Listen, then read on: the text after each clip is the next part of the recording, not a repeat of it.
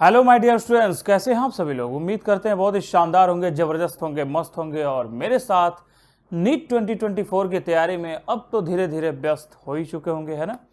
तो मेरा नाम है समीर सिंह और आप देख रहे हैं अपना वही प्यारा सा चैनल नीट करो। और थोड़ी सी छुट्टी हमने रखी थी, किस वजह से रखी थी, थोड़ी सी तबीयत, जानते हैं मौसम थोड़ा सा चेंज हो रहा है तो कहीं ना कहीं कुछ ना कुछ प्रॉब्लम्स क्रिएट होती रहती हैं बॉडी में। तो कोशिश करना उसी चीज़ों से बचाया जाए।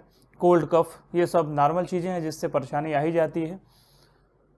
तो इस बीच में हमने छुट्टी रहते हुए भी हमने पहले भी बताया है आपको कि हमने टेलीग्राम चैनल अपना लॉन्च किया है और उस टेलीग्राम चैनल पर ऑलरेडी मैंने आपको लिंक शेयर किया हुआ है और उस लिंक के जरिए मैं आपको ऑलरेडी क्वेश्चन प्रोवाइड कर रहा हूँ। क्वेश्चन के साथ साथ उसकी आंसर की भी, केमिकल बॉन्डिंग का मैंने सभी क्वेश्चंस लगभग दे दिया है जो प्रीवियस ईयर में पूछे गए थे। ठीक है, कुछ मिसलेनियस क्वेश्चंस यानी कुछ अलग से क्वेश्चंस अगर आप चाहते होंगे तो आप कमेंट सेक्शन में कमेंट करके बताइएगा, तो कुछ और अलग से भी प्रैक्टिस करने के लिए हम आपको प्रोवाइड कर देंगे, है ना। और साथ में ये भी हम आपको बता दें कि इसका आंसर की जो है अभी केमिकल बॉन्डिंग का है वो थर्सडे को मैंने बोला है कि वो आपको दे दिया जाएगा, प्रोवाइड कर दिया जाएगा। तब तक आप प्रैक्टिस करते रहिए। देखो यार, छुट्टी का मतलब ये बिल्कुल नहीं होता है कि आप जो है क्लासेस सर नहीं ले रहे हैं, वीडियोस नहीं आ पा रही हैं तो हम मस्ती के साथ सो जाएं। ये बहुत ही खराब है। क्यों? क्योंकि अगर आप सो गए तो सपोज करो कि आपके पास बहुत ज़्यादा टाइम नहीं है और मैंने ऑलरेडी आपसे शेयर किया हुआ है कि नहीं। तो आप हमेशा याद रखो, जब भी मेरा क्लास अगर किसी वजह से भी बंद होता है, किसी दिन अगर वीडियो नहीं आ पाते हैं तो मैसेज करके मैं ज़रूर अपडेट करता हूँ। और साथ में भी कि आपको कुछ ना कुछ मटेरियल्स आपको टेलीग्राम पेज पर मिल जाएगा, तो वहाँ पर जाके आप PDF डाउनलोड कर लीजिए, क्वेश्चंस की प्रैक्टिस करिए और आप आगे बढ़िए। और साथ में कुछ दुख दर्द परेशानी समस्या हो तो हमें लिख भेजिए, हम आपको जरूर उसका सोल्यूशन प्रोवाइड करेंगे। ठीक है, तो शुरू करते हैं आज का लेक्चर। और आज का लेक्चर है बड़ा इंपॉर्टेंट क्योंकि आज हम बात करेंगे डेंसिटी पे। जैसा कि मैंने आपको स्टार्टिंग में बताया था कि आज डेंसिटी पे बात होने वाली है और डेंसिटी से रिलेटेड नीट में क्वेश्चंस खूब आते हैं और सॉलिड स्टेट का बड़ा फेमस टॉपिक है ये। इस पर एक ट्रिकी अप्रोच से बात किया जाएगा और कैसे डेंसिटी निकालते हैं इसके बारे में बात किया जाएगा। ठीक है, शुरू किया जाए। तैयार हो जाइए कॉपी पेन के साथ। राइट, ये दोस्ती हम नहीं छोड़ेंगे। चलिए शुरू करते हैं आज का प्यारा सा क्लास डेंसिटी के नाम, है ना। डेंसिटी, डेंसिटी क्या है ये बचपन में आपने पढ़ा होगा, रिप्रेजेंटेड बाय रो। ठीक है, डेंसिटी क्या है, कैसे है, इसी पे बात करनी है और इसी के अकॉर्डिंगली क्लास को लेके आगे बढ़ना है। ठीक है, अच्छा आपने एक चीज पढ़ा होगा, density is equal to mass by volume, है ना। डेंसिटी पहले डी से लिखा जाता था, है ना। Density is equal to mass upon volume, ये तो आपने पढ़ा ही होगा इतना। ठीक है, लेकिन हम बात किसके बारे में कर रहे हैं, सॉलिड स्टेट के बारे में बात कर रहे हैं, तो किसी ना किसी क्यूब के बारे में बात कर रहे हैं। ठीक है, तो क्यूब में कुछ ना कुछ उसकी एरिया होगा, कुछ ना कुछ वॉल्यूम होगा, है कि नहीं। तो एज लेंथ अगर देखा जाए, एज लेंथ, तो एज लेंथ को हम किससे डेनोट करते हैं, एज लेंथ को हम ए से डेनोट करते हैं। अब चूंकि हम क्यूबिक सिस्टम का पढ़ रहे हैं, है ना, क्यूबिक के बारे में, तो अगर हमने क्यूबिक किया है तो इसका मतलब हमें इसे ए क्यू लेके चलना पड़ेगा। ठीक है, क्यूबिक सिस्टम के लिए ए क्यू हम क्या लेके चलेंगे, वॉल्यूम लेके चलेंगे, यानी क्यूबिक वॉल्यूम जो होगा वो क्या होगा, ए क्यू होगा। ठीक है, एज लेंथ को ए से रिप्रेजेंट करेंगे, टोटल वॉल्यूम क्यूब के अकॉर्डिंग क्या हो जाएगा, ए क्यू हो जाएगा। Density is equal to mass by volume. Problem ये है कि डेंसिटी किसकी, मास किसका, वॉल्यूम किसका, तो सब क्या है, क्यूबिक यूनिट सेल का। तो क्या मैं ऐसे लिख सकता हूं, डेंसिटी इज इक्वल टू, अब जो मास है वो मास किसका होगा, mass of cubic unit cell, है ना, cubic unit cell divided by क्या करेंगे, वॉल्यूम लिखेंगे, है ना, volume of cubic unit cell. इसमें कोई दुख दर्द परेशानी समस्या नहीं है क्योंकि हम यूनिट सेल के बारे में तो पढ़ रहे हैं बार बार, है ना। डेंसिटी क्या है, डेंसिटी भी क्यूबिक यूनिट सेल को ही रिप्रेजेंट करता ही है और उसमें साथ में मास और वॉल्यूम के बारे में हमने लिखा है। इतनी तक बात आपको समझ में आ रही है कि नहीं आ रही है। अच्छा, मास के विषय में क्या जानते हैं, मास होता क्या है, mass of unit cell. Unit cell के बारे में तो हम बाद में बात कर लेंगे। यूनिट सेल तो एक क्यूब से ली गई चीज है, उसके बारे में तो रिप्रेजेंटेशन चल ही रहा है। मास के बारे में क्या जानते हैं? मास कैसे निकाला जाता है? मास को रिप्रेजेंट किसे किया जाता है? मास को। अभी वॉल्यूम को तो हमने बता दिया कि ए क्यू से रिप्रेजेंट करेंगे, ठीक है। मास होता है एम से रिप्रेजेंटेशन, है ना, मास को एम से करते हैं। लेकिन मास किसी चीज का तो निकालते होंगे, एटम का ही तो निकालते हैं।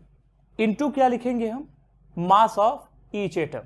एक तो नंबर ऑफ एटम हो जाएगा, तो हम यहां लिख दे रहे हैं number of atom, number of atom in unit cell multiply by, अच्छा number of atom unit cell लिख दिया। उसके बाद हम क्या लिख सकते हैं?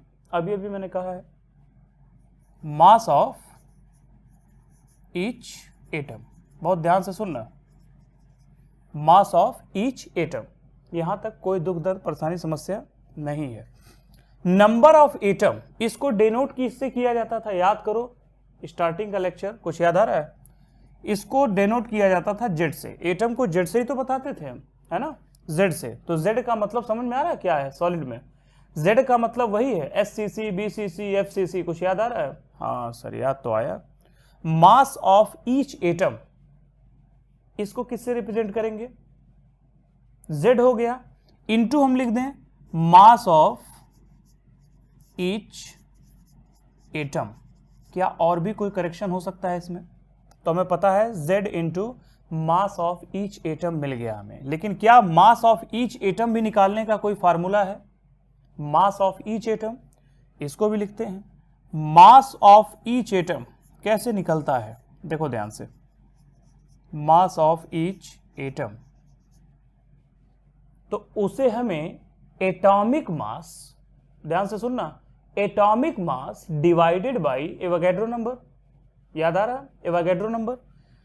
तो यहां हम या तो ईच एटम लिखें या तो एटलीस्ट वन एटम लिखें, दोनों को ही लिख सकते हैं। तो प्रत्येक एटम के लिए क्या होगा?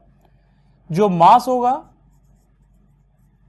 ठीक है, मास होगा, मास डिवाइडेड बाय क्या लिख सकते हैं? Avogadro number. तो उसे Na से लिख सकते हैं, यानी मास को m से लिख दिया और इसको Na से लिख दिया। यहां तक क्लियर है? क्योंकि किसी भी का भी मास निकालने के लिए एटलीस्ट मास का होना जरूरी है ना, गिवन मास जो वैल्यूज होती है, और एवोगैड्रो नंबर होना जरूरी है, ठीक है।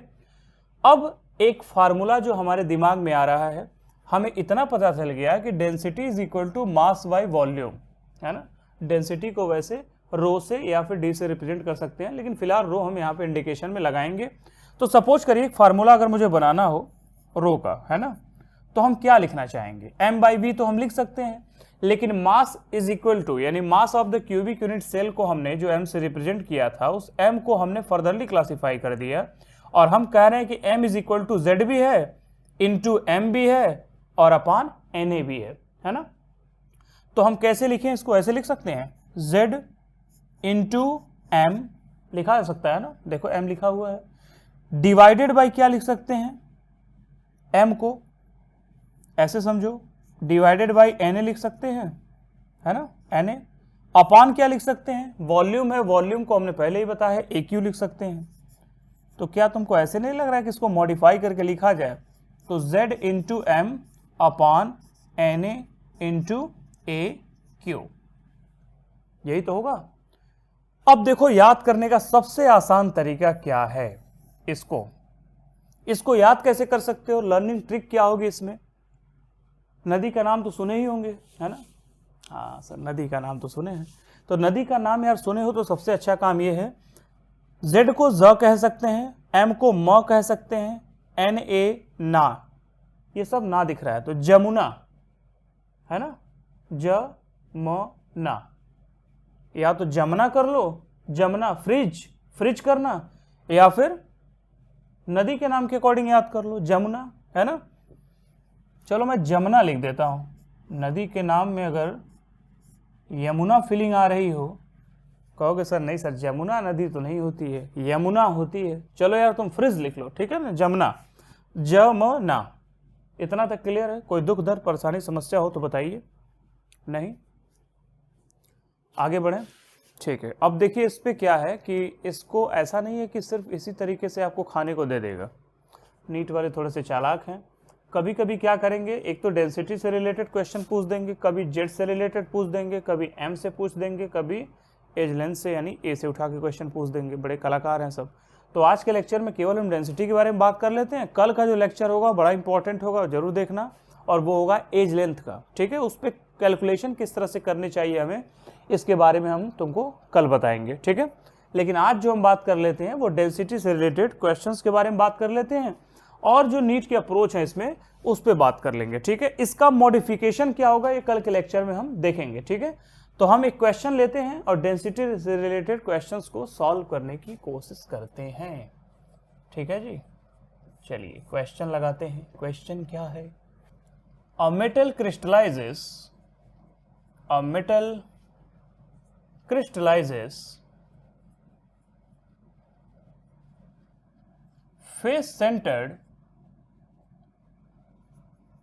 face-centered cubic lattice with edge length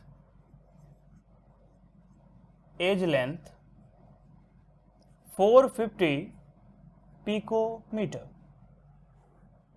Molar mass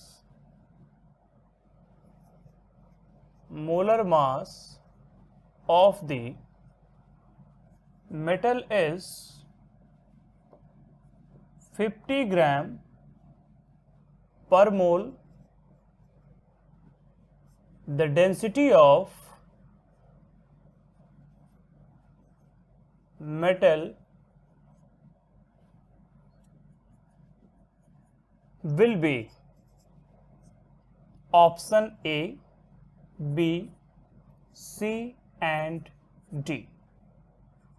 2.64 gram per centimeter cube, 3.64 gram per centimeter cube. Similarly 4 दिया है 0.64 gram per centimeter cube, and the last is that is given, last दिया है 2.68 ग्राम पर सेंटीमीटर क्यूब। ठीक है जी, ये question given है और इस क्वेश्चन को अब आपको सॉल्व करना है। बहुत ही प्यार से करना है, हौले हौले से करना है। कर लेंगे पक्का? अच्छा एक चीज बताओ मुझे, एक छोटी सी प्यारी सी जानकारी, क्या क्या इसमें गिवन है? देखो एज लेंथ दिया है, देख रहे हो, एज लेंथ 450 पिकोमीटर है। ठीक है, अच्छा ये भी बात कर रहा है वो फेस सीसी है। फेस सीसी मीन्स एफसीसी है ना, एफसीसी के बारे में बात किया। तो Z की वैल्यू एफसीसी के लिए क्या होती है? चलो पहले Z निकाल लेते हैं। Z इज इक्वल टू क्या होगा? 8 इंटू 1/8 प्लस क्या होता है 6 इंटू हाफ। कुछ याद आ रहा है? हाँ सर याद तो आ गया। तो Z की वैल्यू 4 आएगी, है कि नहीं? यहाँ पे 1 आएगा, यहाँ 3 आएगा, दोनों को ऐड करोगे क्या मिल जाएगा? 4 मिल जाएगा। तो Z के लिए कंप्लीट वहाँ पे 4 वैल्यू आती हुई दिखाई दे रही है। ए का जो पैरामीटर है वो 450 दे ही चुका है ना, 450 दे चुका है। अच्छा यहाँ पर 50 ग्राम दिया है मास के बारे में। कौन सा मास है? गिवन मास है ना, जो एम की वैल्यू है। एम इज इक्वल टू कितना दे दिया है? 50। तो यार आसान है, एवोगैड्रो नंबर तुम्हें पता ही होगा क्या होता है, 6.022 इंटू 10⁻23। यहाँ तक कोई दुख दर्द परेशानी समस्या नहीं है। एक काम तुम्हें करना पड़ेगा कि जो पिकोमीटर लिखा है ना उसकी वैल्यू लिख देनी पड़ेगी 10⁻−10। इतना तक तो आता ही होगा जी, है ना? हाँ सर क्लास 12 में तो पढ़ा था, क्या बताएं, डिलीटेड हो गया था सिलेबस से। देख रहे हो मजा, नीट में आ रहा है उसमें डिलीट हो जा रहा है, क्या परेशानी है। ओहो बहुत बड़ी परेशानी है कि नहीं? देख रहे हो क्या समस्या है, दर्द परेशानी, ये है कहानी। अब ध्यान से मेरी बात सुनना। अब क्या करना है, सिर्फ रख के कैलकुलेशन ही तो करना है कि नहीं? तो रो इज इक्वल टू डेंसिटी पूछ ही रहा है, z इंटू एम करना है। तो z कितना है? 4 है, और m कितना है? देखो 50 है, यहाँ पे 200 ऐसे ही दिख रहा है ना। और na की वैल्यू क्या है? 6.022। तो जमुना हम लगा देंगे 10⁻23, और उसके बाद क्या करेंगे? मल्टीप्लाई बाई 450 भी दिया है, चलिए भाई 450 भी ले लेते हैं, इंटू 10⁻−10 का क्या लिखेंगे? होल क्यू लिख देंगे। हाँ सर, लंबा चौड़ा कैलकुलेशन हो गया है कि नहीं। तो देखो इस तरह के क्वेश्चंस को जब करोगे, सॉल्व करोगे, ठीक है, -10 का 3 है मल्टीप्लाई, ठीक है, तो यहाँ पे 30 होता हुआ नजर आ जाएगा, 10 टू पावर 23 है। तो आप जानते हो कि जब पावर यहाँ पे -30 आपको दिख रहा है, यहाँ 23 दिख रहा है, तो फिर क्या होगा, -7 की तरफ बढ़ता हुआ मिल सकता है, क्योंकि प्लस की वैल्यू कम है, माइनस की ज़्यादा है ना। लेकिन जब इसका कैलकुलेशन करोगे तुम, ठीक है, यहाँ पे हमें 200 दिख रहा है, यहाँ की वैल्यू 6 दिख रही है, और यहाँ 450 दिख रहा है। तो इसका जब आप कैलकुलेशन करोगे तो इसकी वैल्यू इन सभी में 3.64 के आसपास होती हुई नजर आएगी, है ना, ग्राम पर सेंटीमीटर क्यूब। कुछ बात समझ में आई कि नहीं आई? अब देखो यार, इसमें करना क्या होता है कि आपको थोड़ा बहुत कैलकुलेशन आना चाहिए, है ना। इतना तो आपने अगर नहीं किया होगा तो थोड़ी सी आपको परेशानी की स्थिति बन सकती है, लेकिन फिर भी आप परेशान मत होइए। अगर आपको लग रहा है कि सर थोड़ा सा कैलकुलेशन करके ही बता दीजिए, तो आप मुझे लिख के भेजिएगा कमेंट में, तो आपके लिए एक और सवाल लेके आएंगे, एक और क्वेश्चंस लेके आएंगे, फिर उसको पूरा सॉल्व किया जाएगा, है ना, स्टेप बाय स्टेप। लेकिन आप इतना याद रखिए, थोड़ी सी प्रैक्टिस आपके लिए भी देनी चाहिए, थोड़ा सा बैठ के अपना तेज दिमाग यूज करिए, और थोड़ा सा कैलकुलेशन ही तो है क्या इसमें। 6 की वैल्यू ये 200 है, हमें दिख रहा है कितने टाइम जाएगा, ये लगभग 30 टाइम दिख रहा है ना। 30 मल्टीप्लाई बाई 6 कितना हो गया, 180 हो गया, है ना। 30 टाइम तो ये दिख रहा है। 450 का क्यूब करेंगे, यानी 450 मल्टीप्लाई बाई 3 करना पड़ेगा आपको, तो 45 45 45, है ना। इतना काम करिएगा और एक बार आंसर को चेक करिएगा। द आंसर विल बी 3.64 ग्राम पर सेंटीमीटर क्यूब। लगा लेंगे इसे सवाल को। देखो यार, इस तरह के क्वेश्चंस ना नीट में बहुत पूछे जाते हैं और बहुत ही इंपॉर्टेंट भी हैं, है ना। तो हमारा मानना है कि आप लोगों को इस तरह के क्वेश्चंस की प्रैक्टिस जरूर करनी चाहिए डेंसिटी से रिलेटेड, ठीक है। कल का लेक्चर काफ़ी इंपॉर्टेंट है, क्योंकि कल हम एज लेंथ के बारे में बात करेंगे और उससे रिलेटेड कैलकुलेशंस के बारे में बात करने वाले हैं, ठीक है। तो इससे रिलेटेड अगर कोई समस्या अगर आपको आ रही हो तो कल का लेक्चर जरूर देख लीजिएगा। उसके बाद अगर कोई समस्या बच रही है देन आफ्टर हमें लिख भेजिएगा कमेंट सेक्शन में कमेंट करके, तो हम उस प्रॉब्लम को भी सॉल्व कराएंगे, ठीक है। तब तक के लिए पढ़ाई करते रहिए। Wishing you very all the best. Thank you.